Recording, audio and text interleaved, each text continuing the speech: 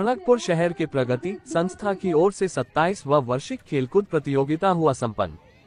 पश्चिम मेदिनीपुर जिले के खड़गपुर शहर के प्रगति संस्था की ओर से आज सिरसा स्टेडियम के समक्ष मैदान में 27वां वार्षिक खेलकूद प्रतियोगिता आयोजित किया गया, जिसमें छोटे बच्चों से लेकर महिला एवं 60 वर्षीय पुरुषों ने लिया भाग।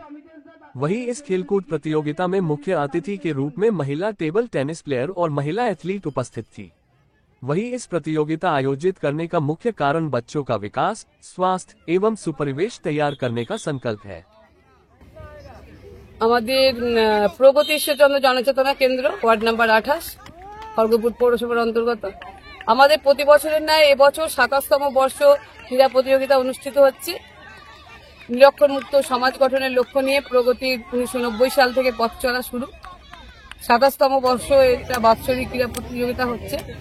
আমাদের মাঝে উপস্থিত আছেন আমাদের গেস্টরা আছেন সুপর্ণা নন্দ, টেবিল টেনিস বিশিষ্ট টেবিল টেনিস খেলোয়াড় এবং কোচ আছেন রিনা বেরা মহাশয়া, উনি ভেটেরান অ্যাথলিট।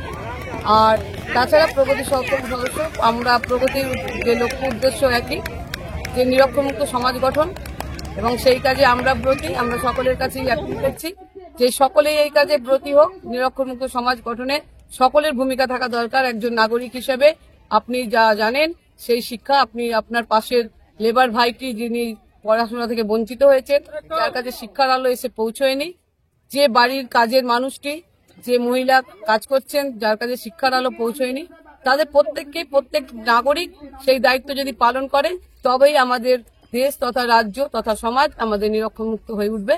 এই কাজ সকলের কাছে আমাদের প্রগতির পক্ষ থেকে আবেদন জানাই। এই স্পোর্টস দিয়ে কি মেসেজ দিতে চাইছেন? এটা আমরা স্পোর্টসটা করি স্বাভাবিক যে বাচ্চাদের সুস্থ শরীর গঠন, সচেতনার বিকাশ এবং একটা অবক্ষয়মুক্ত সমাজ, এই গঠনের সংকল্প নিয়ে আমরা স্পোর্টসের কর্মসূচি প্রতি বছর থাকি। আপনার নাম? আমার নাম কেয়াসি, স্পোর্টস কমিটির সম্পাদক। প্রগতিকে প্রথমে ধন্যবাদ জানাই যে ওনারা এরকম একটা চিন্তা ভাবনা নিয়ে এরকম স্পোর্টস করছেন। ওনারা সারা বছর ধরে বিভিন্ন প্রতিযোগিতা, বিভিন্ন রকমের অনুষ্ঠান করে থাকেন, যাতে সবাইকে এক জায়গায় একত্রিত করার চেষ্টা করেন। তার জন্য ধন্যবাদ জানাই। মোবাইল এসে ছেলে মেয়েদের ভবিষ্যৎ খুবই খারাপ করে দিয়েছে। তো এটাই বলবো যে খেলাধুলোর মধ্যে ওনারা আবার যুক্ত হোক।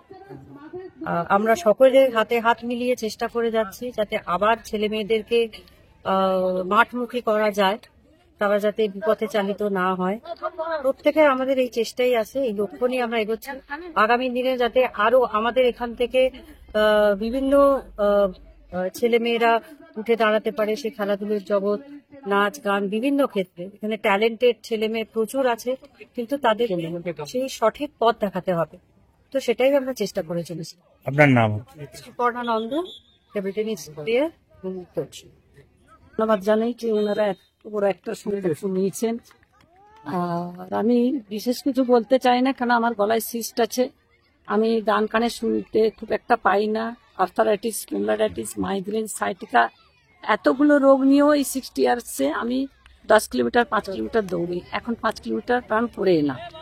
আমি এখন ইয়াং জেনারেশনকে এই বার্তাই দিতে চাই যে এখন তো ওরা মোবাইলে আসক্ত হয়ে গেছে, তাই মানে ইয়াং জেনারেশন এবং ওনাদের মা বাবারা যাতে মাঠমুখী হন, যোগা এবং মাঠ করে মানে আর মনের জোর থাকলে মোটামুটি সুস্থ জীবন একটা পাওয়া যেতে পারে।